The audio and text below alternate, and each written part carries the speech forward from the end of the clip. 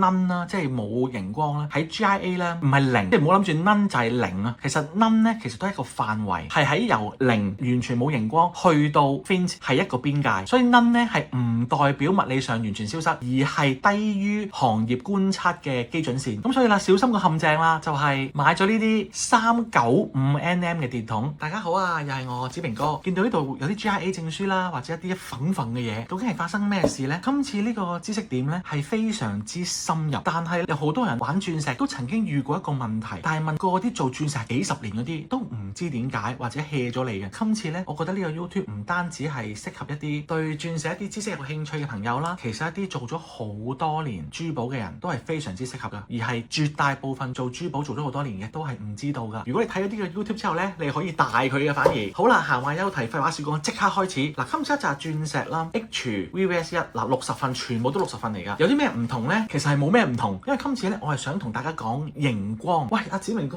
講熒光曾經咪講過咯，我梗係唔會重複講啦，係咪先？但係今次呢個熒光啦，我相信絕大部分做珠寶嘅人都唔知有呢件事出現，除非佢睇咗我呢個 YouTube 啦。呢啲鑽石究竟發生咩事呢？全部呢都係冇熒光嘅。none，你打睇先啦。none。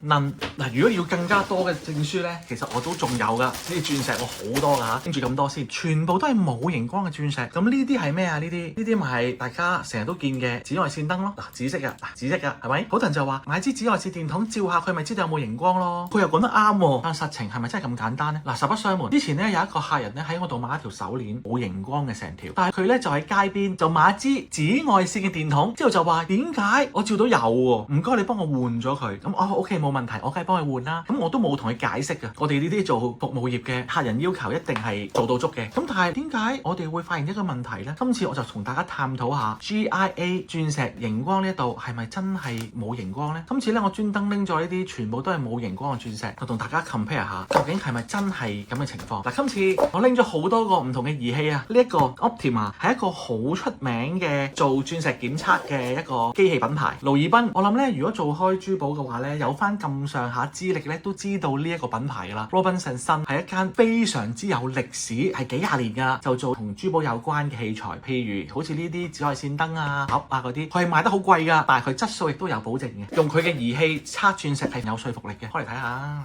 嗱，紫外線燈。OK， 食飯先，唔好嘥電。另外啦，一個咁嘅電筒勁喎，叫白紫喎，唔係我哋網上面嗰個嘛。白燈、紫燈啦，係咪？紫色燈咁啊，有唔同嘅較細啦。之後一個飛利浦燈淘翻嚟嘅，點知咧佢話俾我聽有紫外線嘅，點知咧原來係冇嘅，得白燈。淘寶買嘢小心，可能佢發錯嘅，唔好理佢。呢個好靚嘅飛利浦，嗱呢個咧就係紫外線，你見唔見啊？同頭先話有啲唔同啊，個紫外線咧柔和啲㗎，佢嘅白燈、黃燈、紫外線燈見嘛，好柔和㗎。同呢一個咧係唔同㗎喎，同樣係紫外線燈，點解一啲咁紫，一啲咁柔和啲？係咪飛利浦嗰個眼唔掂咧？又再睇啦，呢個 TNK007，咦又唔同啲㗎咯喎，佢咧乜燈都冇嘅，佢淨係得紫外線嘅啫。呢支點解會有燈啊？紫色點嘅紫色，但係點解啲燈係藍色嘅啲光？嗱，同頭先飛利浦嗰個有啲似咯，咁係同街邊買一個點解唔同嘅？究竟發生咩事咧？呢個紫外線燈，仲有一個，如果有翻咁上下年紀嘅咧，就知道鎢絲燈泡嘅燈泡仔電筒，黃色嘅喎，唔係紫外線嚟㗎。咁呢個我嚟做咩嘅咧？我純粹咧因為好多電筒我公司，我好中意玩呢啲咁嘅鑽石啊、寶石啲特性啊，所以咧我買好多咁嘅電筒玩。呢一個咧係叫電筒，唔係太陽能電筒。嗱，呢一個咧叫白熾燈啊，即係啲最老式一啲燈膽嘅燈，有好多寶石啦，佢喺唔同嘅光之下咧都有唔同嘅特性㗎。呢個白熾燈，我舉個例子啊，就好似亞歷山大石咁樣啊。我唔知你知唔知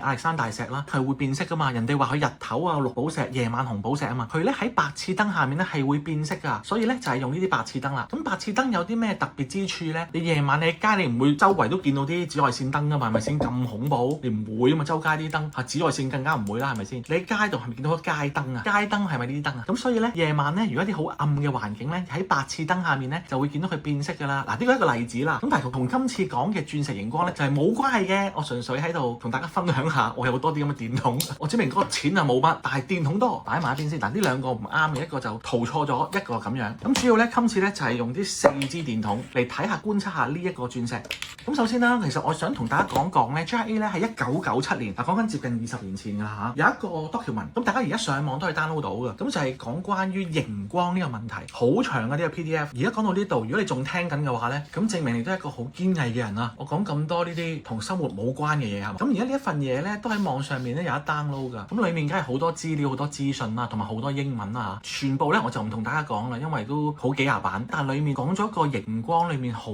重要嘅一樣嘢，大家都去到睇到呢度啦。應該都開始 feel 到呢個 YouTube 有啲悶㗎啦，咁所以咧，如果你哋對鑽石唔係真係咁有興趣啦，咁你可以飛㗎。咁佢裡面咧有講關於一個鑽石熒光嘅一個定義。呢度每一個電筒都黑掹掹咁，好似係好專業。嗱，勞爾賓夠專業啦啩，飛利浦夠專業啦啩，呢啲咁嘅樣，個樣都好專業喎，係咪先？又大又盛。但係有一啲係我嚟做專業鑑定，有一啲咧係我嚟自己玩嘅。所以話啦，點解有啲客人睇到啲鑽石明明話冇熒光，之後話見到有熒光，係咪個電筒呃咗你咧？好啦，我即刻同大家研究下。嗱，呢度有8粒石，我全部開晒佢，咁我會撈亂晒嘅，就係睇一睇大家熒光嘅效果啦。首先望一望冇熒光，第二粒都係冇熒光，都係點解我重複睇咁多次咧？因為陣間你哋睇到個效果咧，會覺得好奇怪嘅。佢專登俾你測鑽石㗎，唔係我哋驗銀紙咁簡單。佢有條坑嘅，見唔見啊？佢俾你我嚟可以擺粒寶石鑽石㗎。做呢啲 YouTube 咧都真係幾花心機嘅，我覺得大家係值得俾個 like 㗎。你諗下，我而家將啲鑽石啦全部開晒出嚟，咁之後陣間擺翻落去會唔會撈亂咧？肯定會撈亂啦，所以咧我要逐個對翻個 number 㗎。陣間又多做珠寶嘅人啦，都會遇到呢個問題。因為做珠寶嗰啲咧，我都識好多行家，佢哋做個最大問題咧就係懶啊，因為佢哋以前啦，佢哋個年代賺錢好易啊，咁所以佢哋就懶啦，咁所以 hea 咗就算㗎啦，理得你啊，係咪先？你買咗粒冇熒光，但係有熒光啊，關我咩事啊？係咪先？係嘛？咁所以咧擁有呢個科學求真嘅精神啊，係好緊要㗎，我自己覺得。即刻試 GIA 嗰個 document 咧，其實係講得好清楚，佢係要喺漆黑嘅環境，我係要熄燈。你等等啊，台燈都要熄。好啦，開燈。見啊，呢幾粒鑽石完全係冇晒熒光嘅。為咗同你哋睇一睇咧，我就攞一粒有熒光嘅同你哋睇一睇。嗱，呢一粒咧係 Finch 熒光嚟㗎。嗱，記得呢粒 Finch 微亮熒光咧係擺喺最右手邊㗎。咦，佢明明話有 Finch 熒光喎，唔係好過佢有熒光，記唔記得？究竟咩料咧？有熒光定冇熒光咧？紫外線燈究竟發生咩事咧？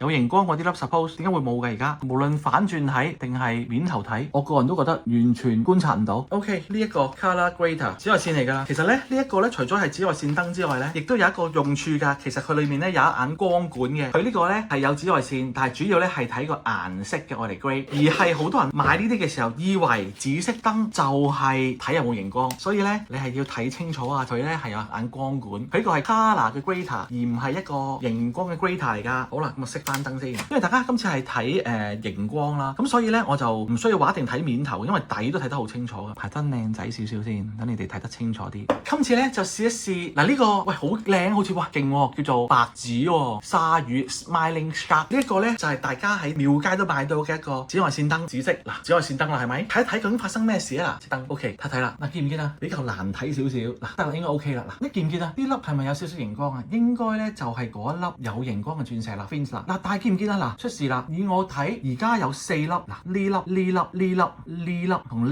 粒都有，真正冇熒光得3粒，呢幾粒我都覺得有少少熒光。開翻燈俾大家睇下，係啦。個問題係唔係話冇熒光嘅咩？呢粒有熒光冇辦法啦，因為佢真係 Finch 啫嘛，咁所以有熒光係好合理嘅。但係咧而家嘅問題係呢幾粒咧都有熒光反應喎，唔知大家見唔見啊？好明顯呢個有熒光反應啦，嗱呢幾粒都有熒光反應嗱，但係呢幾粒咧係冇熒光反應嘅。莫非見唔見今次好清楚啦？莫非 GIA 嗰張證書 grade 錯，定係嗰粒鑽石出問題，定嗰粒鑽石係假㗎？嗱呢粒有 Finch 熒光冇問題啊，呢粒其實我想同大家我嚟做個對比 example 啦，真係有 Finch 熒光係咁樣嗱，呢幾粒真係冇嘅，呢個好明顯有熒光啦，見到呢個可能少啲，但係呢幾粒肯定會有啦，係咪？嗱幾明顯，呢粒只不過明顯啲咁解啫，呢粒都有啦，我同大家睇一睇，同一粒冇嘅 compare 啦，嗱呢粒就係冇嘅，嗱應該睇到個明顯分別啦，完全冇喺呢個電筒之下，呢一個就開始有少少啦，嗱呢個好明顯啦，明顯就係 Finch 嗰個啦，所以咧之前咧就有客人話，喂點解明明話冇熒光，點解都有熒光嘅咧？證實咗，就算證書寫住冇熒光，都有機會有熒光，究竟發生咩事咧？只是另外個電筒，呢個咧就係飛利浦嗱大牌子，開翻個紫外線燈，白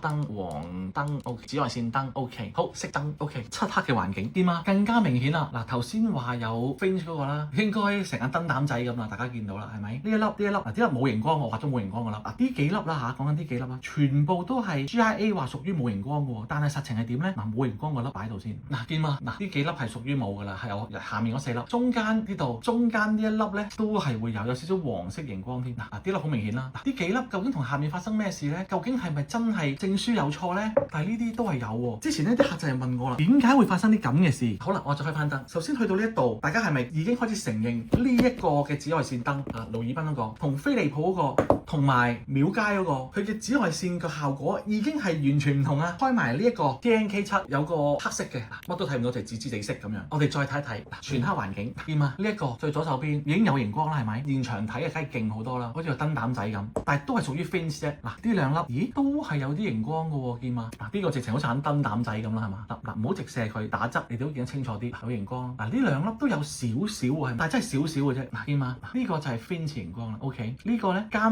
硬話都有少少嘅，但係咧係佢算係好微弱啦。今次呢個電筒咧，大家就會見到有 finish 熒光個咧就係非常之明顯啦，而其他幾個咧比較歸一少少。咁其實咧 GIA 嗰個環境，嗱，大家再睇多次，我開翻燈先。OK，嗱，開翻燈大家易睇啲啦。嗱，擺個電筒照住，嗱，有熒光啦。嗱，呢啲咧係嘛就冇熒光嗰個問題啦。究竟發生咩事咧？嗱，呢個成個燈膽仔咁，嗱，呢啲就冇啦。大家首先要承認呢一粒係有 finish 熒光，而呢幾粒證書上面確實係寫係冇熒光嘅。咁呢一紮電筒裡面咧一紮啦，呢一個話明 color grading 㗎啦，只不過光管係紫色啫。所以咧你哋千祈唔好攞出面嗰啲我哋照銀紙嗰啲就咁照就話，全部都冇熒光係唔啱㗎。第二，你喺街邊買嘅電筒效果係有啲熒光，有啲唔熒光㗎。而呢一個電筒影落去幾乎得幾粒係冇嘅啫，全部都有熒光嘅根本。而呢一個有個叫做黑色遮光罩，就真係確實睇到呢幾粒冇熒光嘅比較一致啲啦。而啲粒係有熒光嘅話咧，就真係成粒燈膽仔咁啦。但係都係 finish 啫。你諗下強熒光嗰啲幾犀利。從呢個實驗咧，真係實驗啦嚇。我同大家解下謎，究竟發生咩事咧？而家咧喺出面好多朋友咧就貪平，就話買個紫外線燈，咁咧就話睇下粒石有冇熒光啊咁樣。之後咧就反過嚟 challenge 我哋呢啲比較對鑽石對得耐嘅啦，就話有冇搞錯啊？買粒冇熒光，點解會整粒有熒光嘅俾我？咁其實咧 GIA 其實寫得好清楚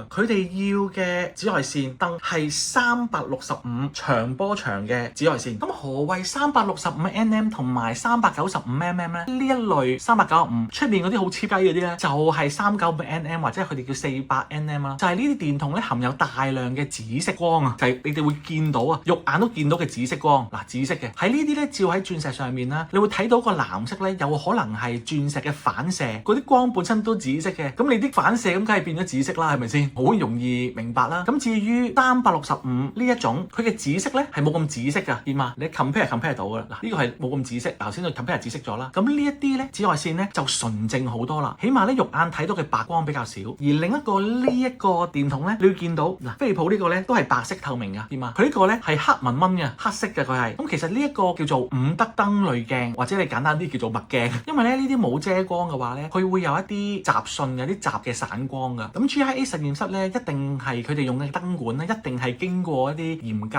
嘅過濾啦，確保只係會有365nm嘅能量打落個鑽石度。嗱，有一啲客人咧，佢個電筒嘅功率太大啦，好似我唔知喺邊度買啦嚇，夾硬激發咗本身鑽石裏面好微弱嘅氮原子反應。但係 GIA 嘅標準咧係模擬自然嘅日光裡面嘅紫外線比例啊嘛。如果你個燈光即係你個紫外線比太陽光強幾十倍嘅話，咁其實你嗰個紫外線嗰個熒光嗰個反應咧，其實係冇價值嘅喎。因為呢個世界唔會有比太陽光強幾十倍嘅紫外線噶嘛，除非你去實驗室啦，係咪？咁所以啦，你覺得鑽石究竟係咪真係完全冇熒光咧？喺 GIA 裏面講嘅，其實咧佢只不過係攞一啲 sample，一啲 sample 你都知㗎啦，鑽石有冇熒光係有 none 啦，即係冇啦 ，thin 啦 ，medium 啦 ，strong 啦，同埋 very strong。咁其實咧 GIA 咧佢裡面有一啲 sample 㗎，即係呢一個或者以下嘅就係 none 冇熒光，呢一個 range 咧就係 thin，呢一個 range 咧就係 strong，呢一個 range 就係 very strong，佢有條間尺㗎。咁所以啦，如果你哋買多啲珠寶首飾，唔一定喺我度買嘅，邊度買都好，你想 check 下佢係咪有冇熒光咧？嗱，我都好公平嘅，唔好淨係話我哋買嗰啲冇熒光，我係建議你哋去買一啲365nm 長波長嘅有伍德燈濾鏡嘅，即係墨鏡嘅紫外線電筒，係貴啲㗎啦。咁但係唔係呢啲10幾20蚊支嗰啲咧，鴨寮街定係深水埗咧，可能20蚊支㗎嘛。GIA 咁耐歷史，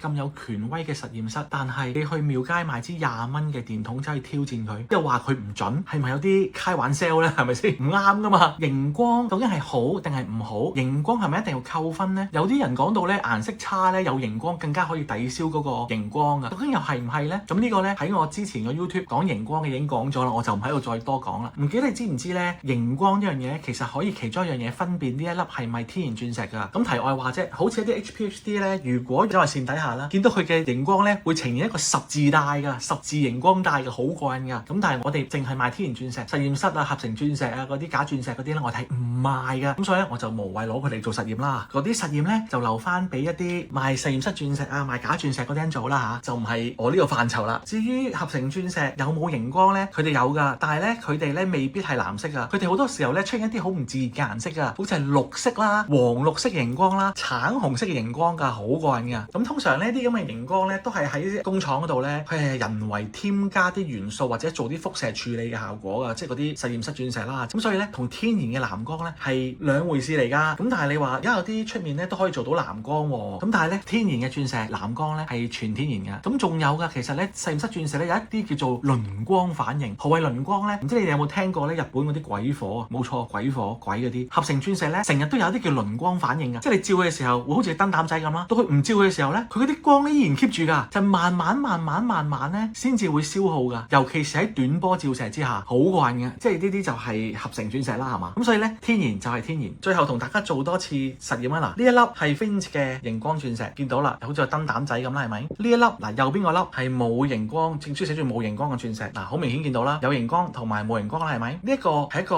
365nm 有5德燈濾鏡，英文叫 Woods， 咁咧就見到啦，有熒光嘅同埋冇熒光，嗱好明顯啦，係咪？咁咧我就用一個秒街20蚊紫外線電筒望一望，係嘛？你根本完全分辨唔到，就係覺得左邊嗰個好似有啲熒光啦，右邊都好似有啲紫光喎。用埋呢個飛利浦紫外線燈，但係冇5德燈濾鏡嘅，望一望，嗱呢個好啲啦。嗱左邊咧見到有熒光啦，好明顯。咦右邊係嘛？幾靚仔，大牌子，果然係大牌子。雖然冇個5德燈濾鏡啊，但係都睇得好清楚，睇多次頭先 DNK7 啦，嗱更加清楚，專業㗎嘛，因為。但係呢個20蚊老秒咧，我都冇嘢講，係嘛？好明顯啦，個分別係啲唔同啦，係咪？今次呢個 YouTube 咧，主要係想同大家睇一睇，其實 GIA 嗰個熒光咧，其實係有 standard 㗎，即係你唔好喺街邊走買個20蚊嘅紫外線電筒嚟 check 咯，又或者攞個不嬲我嚟照銀紙嘅，咁啊諗住我嚟照咯。嗱，我又講講究竟乜嘢係熒光喺科學定義。咁其實喺個物質受到一啲高能量嘅輻射，譬如紫外線 UV 啦，就發出一啲可見光，就係叫熒光啦。咁咧其實係有條物理公式㗎，就係呢一條啦。咁其實佢解釋咗波長越短，能量越高。我唔係一啲好 physics 好叻嘅人啊，咁但係總之波長越長嘅，咁就能量低啲啦。咁但係其實有個重點啊，熒光其實唔係輻射，佢只係一啲原子層面嘅能量跳躍。